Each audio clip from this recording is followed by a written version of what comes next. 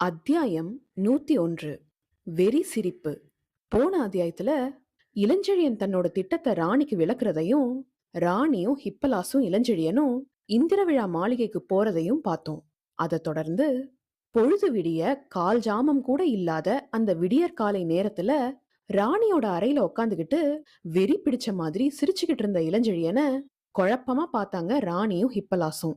படைத்தலைவரே, கருக்கல் நெருங்க அதிக நேரம் இல்லைன்னு இளஞ்செழியனை பார்த்து சொன்னா ஹிப்பலாஸ். அதை கேட்ட இளஞ்செழியன் தன்னோட சிரிப்பை நிறுத்திட்டு மஞ்சத்துல நல்லா சாஞ்சி உக்காந்துகிட்டு, ஹிப்பலாஸ், தமிழகத்தில் அதுவும் புகாரில் கருக்கல் வரும் நேரம் எனக்கு தெரியாதென்று நினைக்கிறாயான்னு கேட்டான். தங்களுக்கு தெரியாதென்று சொல்லவில்லை படைத்தலைவரே. தெரிந்த விஷயங்களையும் நினைவுபடுத்த வேண்டிய சந்தர்ப்பங்கள் வாழ்க்கையில் ஏற்படுவதில்லையான்னு மரியாதையா சொன்னா ஹிப்பலாஸ். ஹிப்பலாஸ், புகாரின் சீதோஷ்ண நிலையிலோ காலையின் பிறப்பிலோ மாலையின் மறைவிலோ எந்தவித மாறுதல் ஏற்பட்டாலும் என் உடலுக்கு உடனே தெரியும். இந்த துறைமுக நகரின் இயற்கை மாறுதல்களுடன் என் உடல், பொருள், ஆவி மூன்றுமே ஒன்றி இருக்கின்றன. விடியும் வேளையை பற்றியோ நாளின் எந்தவித மாறுதலை பற்றியோ எனக்கு நினைவுபடுத்த வேண்டிய அவசியமில்லை. ஆகவே சில வினாடிகளில் கருக்கல் வரப்போவது எனக்கு தெரியும். அதற்கு முன்பாகத்தான் மது அருந்த வேண்டும். மதுவை அருந்துவது மிகவும் முக்கியம். சீக்கிரம் வரவழைத்துக் கொடுன்னு சொல்லிட்டு, அடடே மறந்து விட்டேனே, சீக்கிரம் டைபீரியஸுக்கு செய்தி அனுப்பு. வீணாக எனக்காக கப்பலில் காத்திருப்பார்னு கட்டளை போட்டான் இளஞ்செழியன். அந்த கட்டளைய செயல்படுத்த ராணியோ ஹிப்பலாசோ தயாரா இல்ல. டைபீரியஸுக்கு செய்தி அனுப்புறது இளஞ்செழியனை டைபீரியஸ் கிட்ட ஒப்படைக்கிறதுக்கு சமம்னும், அப்படி அவனை ஒப்படைச்சா அவனோட கதியும் தமிழ்நாட்டோட கதியும் அதோகதி ஆகிடும்னு உணர்ந்திருந்த அந்த 2 பேரும் எதுவும் பேசாம மௌனமாவே இருந்தாங்க. ராணி முதல்ல பேசத் தொடங்கி, பிரபு, இது நியாயமில்லைன்னு சொன்னான். எது நியாயமில்லைன்னு கேட்டான் இளஞ்செழியன். பரிசை கொடுத்து பிறகு அதை பறிப்பதுன்னு சொன்னா ராணி. எந்த பரிசு ராணின்னு கேட்டான் இளஞ்செழியன். தாங்கள் அளித்த பரிசுதான். தங்களையே எனக்கு அளிக்கவில்லையா? அளித்ததை மீண்டும் பறிக்கலாமான்னு கேட்டா ராணி. எங்கே பறித்தேன்னு கேட்டான் இளஞ்செழியன். இப்பொழுது டைபீரியஸிடம் உங்களை அளிப்பதற்கு என்ன அர்த்தம்னு கேட்டா ராணி. இங்குதான் நீ பைத்தியக்காரி ராணின்னு சொன்னா இளஞ்செழியன். எப்படி பைத்தியக்காரின்னு கேட்டா ராணி. நான் டைபீரியஸோடு சேர்ந்தால் அவன் எப்படி என்னை அழிப்பான்? அழிக்காவிட்டால் உன்னிடம் இருந்து நான் எப்படி விலகுவேன்? ராணி, நன்றாக கவனி. உன்னை திருமணம் செய்து கொள்ள நான் தீர்மானித்து விட்டேன். டைபீரியஸ் எத்தனை பலசாலியாய் இருந்தாலும், எத்தனை தந்திரசாலியாய் இருந்தாலும், ராணியின் மணாளனை அவன் கொல்வதை யவன வீரர்கள் ஆமோதிக்க மாட்டார்கள். புரிகிறதான்னு சொன்னா இளஞ்செழியன். ராணிக்கும் ஹிப்பலாசுக்கும் இளஞ்செழியனோட திட்டம் புரிஞ்சுது. தான் ராணியோட கணவன்னு சொல்லி டைபீரியஸ் கூட சேர்ந்தா டைபீரியஸால இளஞ்செழியனை தொட முடியாது. இளஞ்செழியன் உயிர் பிழைக்கலாம், ஆனா தமிழ்நாடு பிழைக்க முடியாது. டைபீரியஸ் இளஞ்செழியனை புகார விட்டு நகர முடியாதபடி செஞ்சு படைத்தலைவனை அவனோட கைப்பாவையா வச்சிருப்பான்றது ஹிப்பலாசுக்கும் ராணிக்கும் நல்லா புரிஞ்சுது. படைத்தலைவருக்கு இப்படி ஏன் விபரீத புத்தி போகிறதுன்னு நினைச்சான் ஹிப்பலாஸ். சற்று முன்பு நாட்டை காக்க திட்டம் போட்டவர் செய்யும் முடிவா இது? ஒரு காலும் இருக்காது. படைத்தலைவர் போக்குக்கு வேறு ஆழ்ந்த காரணங்கள் இருக்க வேண்டும்னு தனக்குள்ளேயே சொல்லிக்கிட்டா ராணி.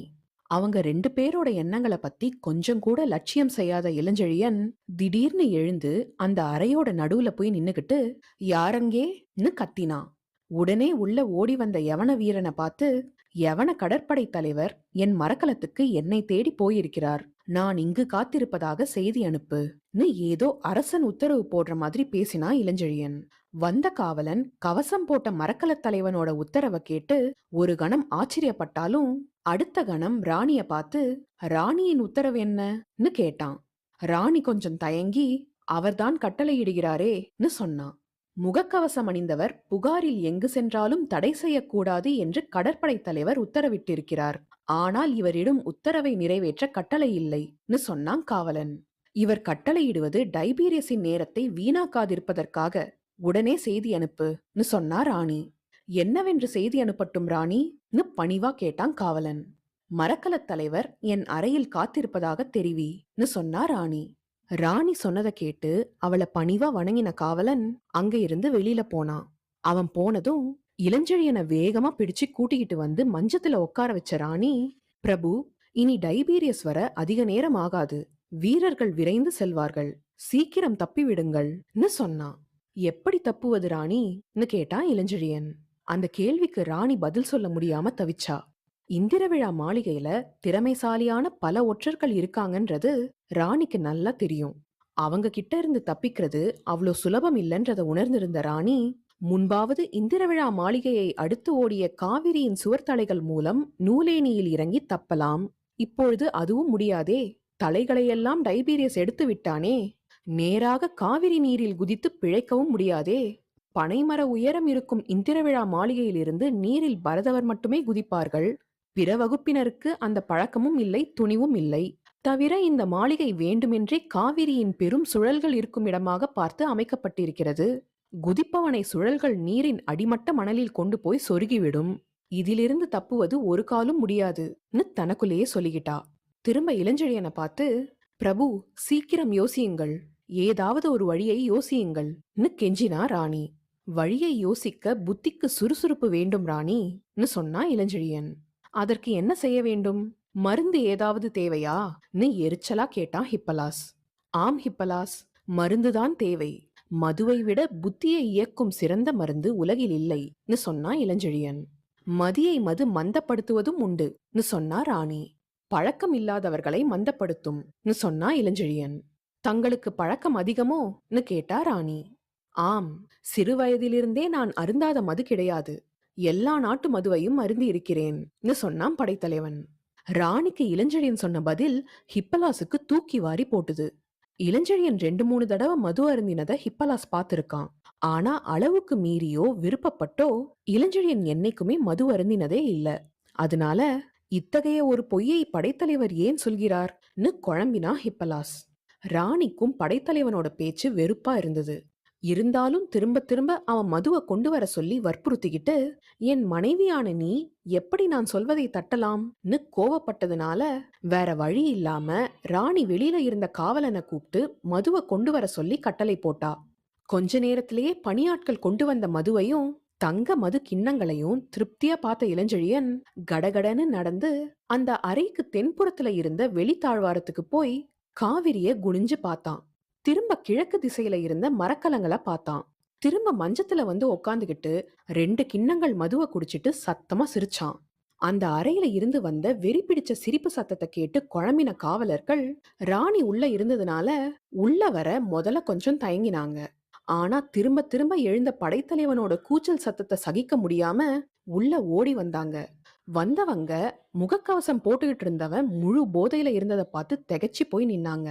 அடுத்த கணம், இவனை கொண்டு போய் மாளிகைக்கு வெளியில் தள்ளுங்கள்னு ஹிப்பலாச சுட்டி காட்டி காவலர்களுக்கு கட்டளை போட்டான் இளஞ்செழியன். என்னையான்னு குழப்பமா கேட்டான் ஹிப்பலாஸ். ஆம், உன்னைத்தான்னு கத்தினான் இளஞ்செழியன். அப்படியானால் தங்களுக்கு துணைன்னு கேட்டா ஹிப்பலாஸ். ராணி இருக்கிறாள், நீ மரக்கலத்துக்கு போன்னு சொன்னான் படைத்தலைவன். இளஞ்செழியனோட குரல்ல போதை இருந்தாலும் கட்டளை திடமா வந்தது. காவலர்கள் ராணிய பார்த்தாங்க. ராணி ஹிப்பலாச வெளியில போக சொல்லி சைகை செஞ்சா. காவலர்களால இழுக்கப்பட்டு ஹிப்பலாஸ் வெளியில போனதும் படைத்தலைவன் தள்ளாடி நடந்து போய் அந்த அறையோட கதவை வேகமா பெரிய சத்தத்தோட மூடி தாழ் போட்டான். அவன் அப்படி தாழ் போட்டதை பார்த்து காவலர்கள் கொஞ்ச நேரம் வெளியில தயக்கத்தோட நின்னாங்க. அடுத்த வினாடி அறைக்குள்ள வெறி பிடிச்ச சிரிப்பு சத்தம் பலமா கேட்டுது. ஆனா எதுவும் செய்ய முடியாம வெறுப்போட காவலர்கள் ஹிப்பலாச இழுத்துக்கிட்டு வெளியில போனாங்க. அரைக்கால் ஜாமம் வேகமா ஓடுச்சு. பொழுது விடிகிற நேரத்துல வேகமா காவலர் பின்தொடர டைபீரியஸ் ராணியோட அறைய நோக்கி வந்தான். அறைய அடைஞ்சதும் அறை கதவு தாழ் போடப்பட்டிருந்ததை பார்த்து கொஞ்சம் தயங்கினான். ஆனா உள்ள அப்பையும் வெறி பிடிச்ச சிரிப்பு சத்தம் கேட்டுக்கிட்டே இருந்தது. அதை கேட்டு ஒரு கணம் திகைச்சு போய் நின்னான் டைபீரியஸ். அடுத்த கணம், வேண்டாம், என்னை விடுன்னு ஒரு கூச்சல் சத்தம் கேட்டுது. அதுக்கு மேல சகிக்க முடியாம டைபீரியஸ் காவலரை பார்த்து, உடையுங்கள் கதவைன்னு உத்தரவு போட்டான். அடுத்து நடக்க போறது என்னன்றத அடுத்த அத்தியாயத்துல பார்க்கலாம்.